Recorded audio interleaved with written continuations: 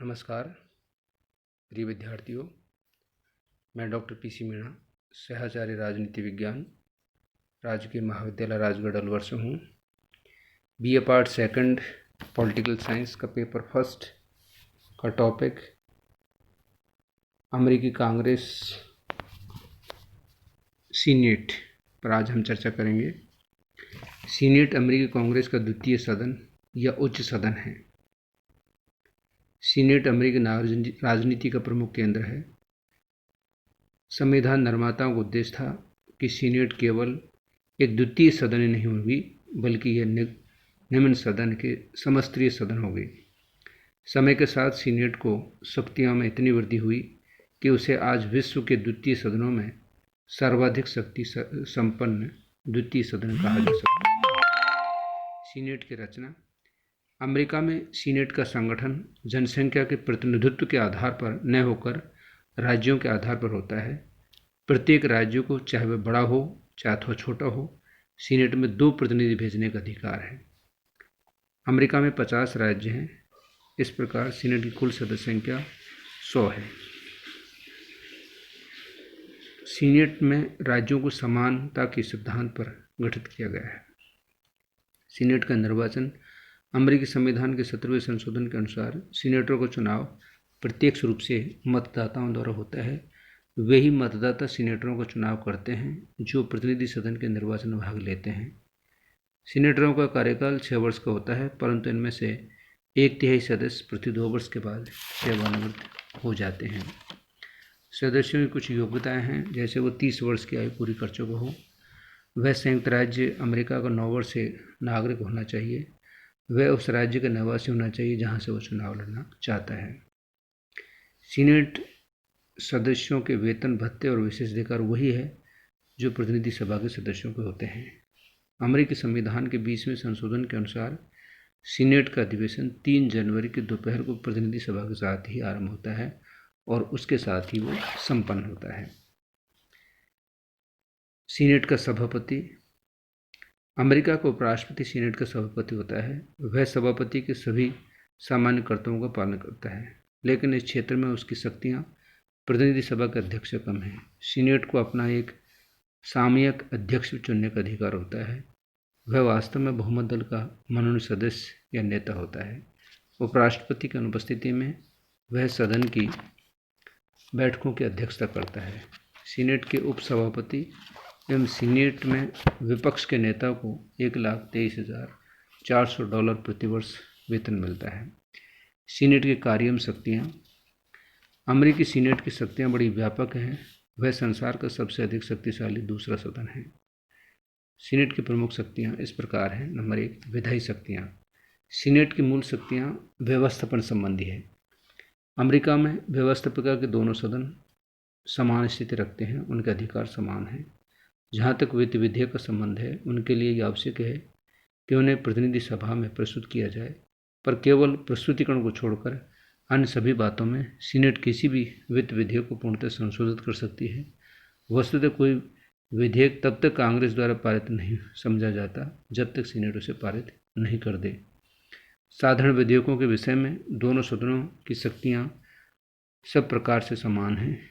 ये विधेयक दोनों ही सदनों में प्रस्तुत किए जा सकते हैं और ये तब तक पारित नहीं समझे जाते जब तक दोनों सदन उन्हें स्वीकार नहीं कर ले। यदि किसी विषय पर कांग्रेस के दोनों सदनों में गतिरोध उत्पन्न हो जाता है तो उसको हल करने के लिए सम्मेलन समिति स्थापित की जाती है। इस समिति से अधिकतर लाभ सीनेट को रहता है, क्योंकि उसके सदस्य अधिकतर कुशल और अनुभवी होते हैं। संविधान संशोधन विधेयकों के संबंध में दोनों सदनों की स्थिति पूर्णतः समान है। दोनों ही सदनों में संविधान संबंधी विधेयक प्रस्तुत किए जा सकते हैं और ऐसे विधेयकों को पारित करने के लिए दोनों सदनों के द्वारा 2/3 बहुमत से स्वीकृत किया जाना आवश्यक है। नंबर 2, कार्यपालिका शक्तियाँ। कार्यपालिका क्षेत्र में सीनेट की शक्तियाँ प्रतिनिधि सभा से भी बढ़कर है तथा वह राष्ट्रपति पर नियंत्रण स्थापित करती है। कार्यपालिका क्षेत्र में सीनेट को महत्वपूर्ण प्रथम शक्ति संधियों के विषय में है। राष्ट्रपति द्वारा विदेशों के साथ की गई संधियाँ तब तक पूर्ण नहीं समझी जाएगी जब तक सीनेट उन्हें अपने 2/3 बहुमत से स्वीकार नहीं कर ले, और तभी वे संधियाँ देश पर लागू होगी। इससे सीनेट विदेश नीति के क्षेत्र में राष्ट्रपति की शक्ति का भागीदार बन गई है। अमेरिका के इतिहास में अनेक ऐसे अवसर आए हैं जब सीनेट ने संधियों को स्वीकृत या संशोधित किया। सीनेट की दूसरी प्रमुख कार्यपालक संबंधी शक्ति राष्ट्रपति द्वारा की गई नियुक्तियों के पुष्टिकरण की है। इस पुष्टिकरण के लिए साधारण बहुमत की आवश्यकता है। संविधान में यह व्यवस्था की गई है कि सिर्फ सीनेट के परामर्श तथा स्वीकृति पर ही राजदूतों, मंत्रियों, न्यायाधीशों आदि की नियुक्ति राष्ट्रपति कर सकता है। इस शक्ति के द्वारा भी सीनेट राष्ट्रपति पर अपना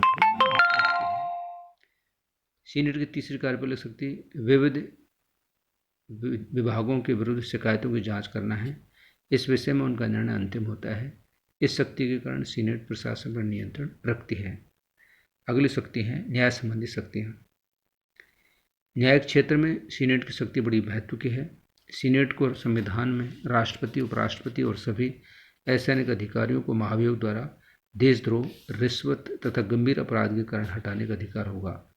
अभियोग लगाने का कार्य प्रतिनिधि सभा का है। सीनेट महाभियोग की जांच न्यायालय की हैसियत से करेगी। ऐसे अवसरों पर वह न्यायिक प्रक्रिया के सभी कार्य जैसे आदेश जारी करना, गवाहों को बुलाना, उन्हें शपथ दिलाना आदि करती है। जब अमेरिका के राष्ट्रपति पर महाभियोग चलाया जाएगा तो उस समय सर्वोच्च न्यायालय का मुख्य न्यायाधीश सीनेट की अध्यक्षता करेगा। किसी भी व्यक्ति को सीनेट की उपस्थिति और मतदान करने वाले सदस्यों के 2/3 बहुमत के बिना दंडित घोषित करने का अधिकार नहीं होगा। जिस व्यक्ति को दोषी घोषित किया जाएगा उस पर देश के कानूनों के अनुसार मुकदमा चलाया जा सकेगा। अगला है निर्वाचन संबंधी शक्तियाँ। सीनेट राष्ट्रपति तो उपराष्ट्रपति के निर्वाचन में डाले गए मतों की गिनती करती है और परिणामों की घोषणा करती है। यदि उपराष्ट्रपति पद के लिए किसी भी प्रत्याशी को निरपेक्ष बहुमत न हो तो सीनेट पहले 2 प्रतिनिधियों में से एक को उपराष्ट्रपति चुनती है। इस हेतु प्रत्येक सीनेटर का एक मत होगा। जिस प्रत्याशी को निरपेक्ष बहुमत प्राप्त हो जाता है वह उपराष्ट्रपति घोषित कर दिया जाता है। तो उपयुक्त शक्तियों के कारण ही सीनेट का अत्यधिक महत्व है। लास्की का कहना है कि विधायी क्षेत्र में केवल सीनेट का महत्व है और जनता उसकी ओर ही ध्यान देती है। सीनेट शासन में आकर्षण का केंद्र है। एक ओर तो वह प्रतिनिधि सभा को लोकतंत्र की आकांक्षा को और दूसरी ओर राष्ट्रपति के राजतंत्र की महत्वाकांक्षा को रोकने के लिए महत्वपूर्ण सत्ता है। इस प्रकार हम देखते हैं कि अमेरिकी सीनेट को दुनिया के अन्य द्वितीय सदनों की तुलना में बहुत अधिक शक्तियाँ प्राप्त है और इतनी शक्ति प्राप्त है कि उसकी तुलना हमें द्वितीय शक्तिशाली सदन के रूप में उसकी पहचान आज भी देखी जा सकती है। आज इतना ही अपन रखेंगे। धन्यवाद।